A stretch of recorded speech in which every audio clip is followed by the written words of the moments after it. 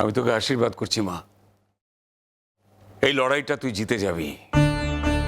অনেক লড়াই এসেছে তোর জীবনে, কোনোদিন হেরে গেছিস এমনটা তো হয়নি। আমরা সবাই তোমার পাশে আছি কুন্তি। বলো না আমরা কিভাবে সাহায্য করতে পারি, কিভাবে পাশে থাকতে পারি তোমার বলো।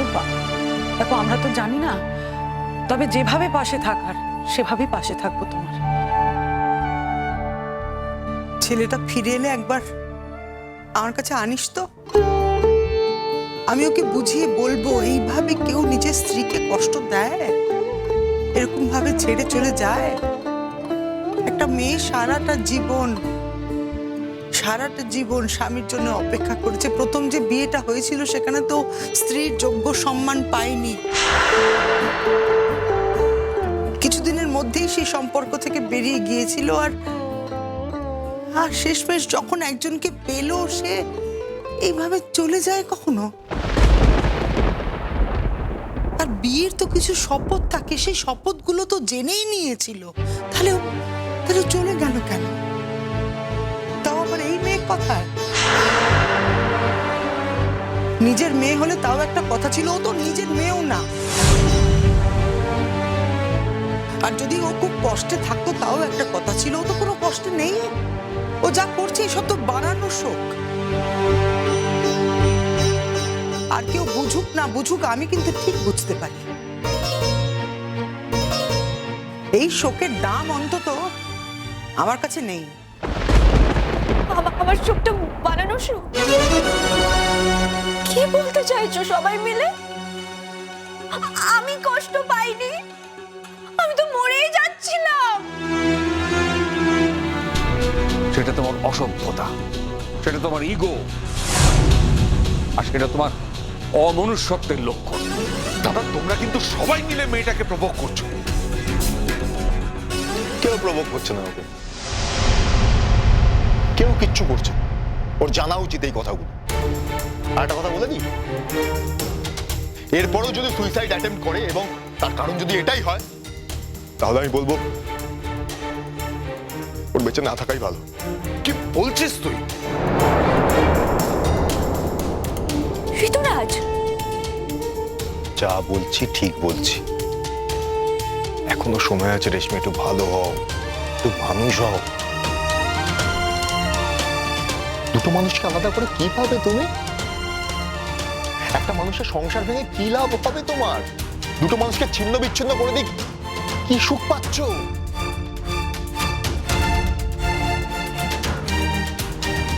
আর কার সংসার ভাঙছো তুমি? তোমার মায়ের, যার জন্য আজকে এখানে তুমি দাঁড়িয়ে আছো, এত বড় বড় কথা বলতে পারছো। এই লাইফটা ডিজার্ভ করো তুমি? নিজে একবার ভেবে বলো তো, ডিজার্ভ করো এই লাইফটা? তো তোমার পাওয়ারই কথা নয়। আর যার প্রতি তোমার সব থেকে বেশি কৃতজ্ঞ থাকা উচিত, তোমাদের মিনিমাম সামান্যতম কৃতজ্ঞতা বোধটুকু নেই। যার প্রতি তোমার চিরকৃতজ্ঞ থাকা উচিত, তুমি তার সংসার ভাঙছো, সেই মানুষটাকে কষ্টে রাখছো। তোমার লজ্জা করে না? আর এরপর তো আমি ভাবতে পারবো না যে যার মধ্যে এই মিনিমাম কৃতজ্ঞতা বোধটুকু নেই, তার সঙ্গে আমি থাকতে পারবো কিনা, এ কিনা আমার সন্তানের মা হবে। তোমার ভরসাই রাখতে পারবো না তোমার উপরে। কি করছো এসব? একটু লজ্জা করছে না তোমার সামান্যতম? আমি না আগে ভাবতাম যে তোমার বোধহয় কোনো মানসিক সমস্যা হচ্ছে, আমি ঠিক করে দেবো, কিন্তু এখন বুঝতে পারছি না তোমার তো কূটনৈতিক প্রবলেম, কিন্তু কিছু অন্য খেলা খেলছো। এই তো আমি বুঝতে পারছি না এর কোনো সলিউশন আছে কিনা। আর মামনি, আমি তোমাকে একটা কথা বলি, মানে যে যাই বলুক না কেন, তার জন্য অঙ্কুশ স্যার তোমাকে ছেড়ে চলে যাওয়াটা কিন্তু উচিত হয়নি।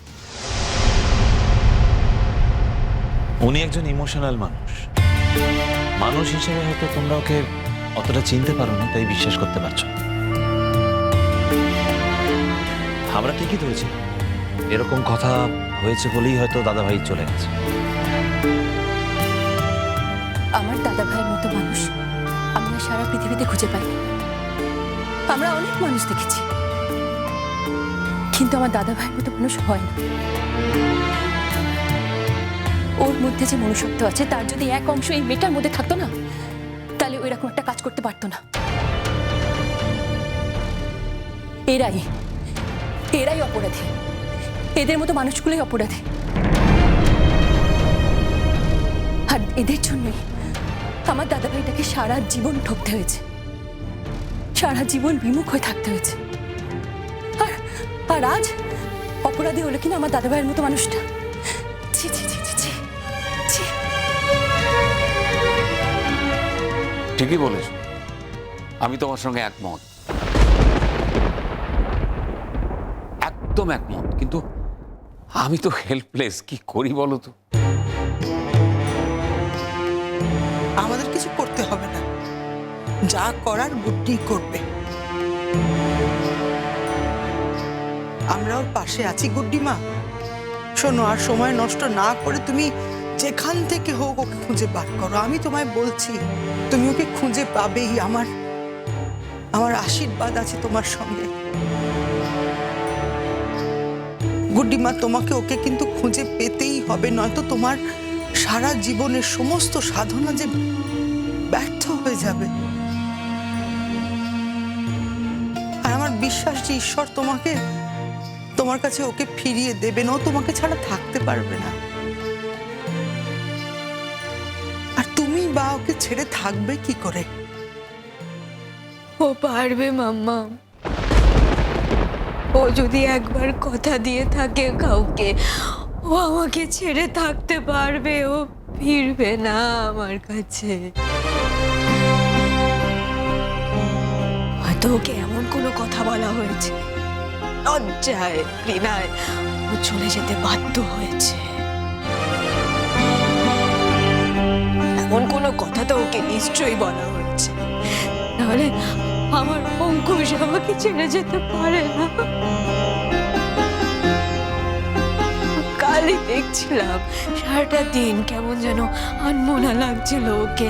আমি অনেকবার জিজ্ঞেস করেছি, জানতে চেয়েছি, কিন্তু বুঝিনি চলে যাবে। বুঝতে পারিনি, বুঝতে দেয়নি। আমি এতটা নির্ভরশীল হয়ে পড়েছি ওর ওপরে। আমি এক মুহূর্ত ওকে ছেড়ে থাকতে পারি না। দেখো, একটা কথা বলতে বাধ্য হচ্ছে, সেটা তোমার বুড়ো বয়সের ভীমরতি। Shut up!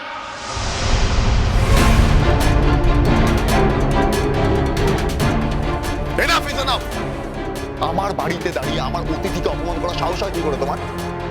তোমার মায়ের সঙ্গে সমস্ত রকম কথা বলার অধিকার তুমি কিছু পরে যাও। তুমি এভাবে কথা বলতে পারো না, এভাবে কথা বলতে আমার সঙ্গে। তুমি আমাকে ছাড়িয়ে দিতে পারো না ঋতুরাজ। তোমাকে যে আমি এখন এই বাড়ি থেকে বার করে দিইনি, তোমার ভাগ্য ভালো, তুমি ওটাই ডিজার্ভ করো। আমি বুঝতে পারছি আমার বাবা যে ভুলটা করেছে, আমিও সেই ভুলটা করার দিকেই এগোচ্ছি। তোমাকে বিয়েটা করাই আমার উচিত হয়নি।